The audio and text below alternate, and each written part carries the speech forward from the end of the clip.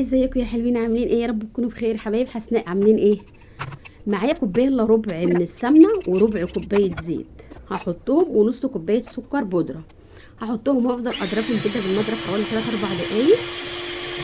وبعد كده بقى هنزل بكوبايتين من الدقيق، هقلبهم كده لغايه احط كوبايه وارجع احط كوبايه تانية بالتدريج لغايه ما اشوف العجينه في ايدي عامله ازاي.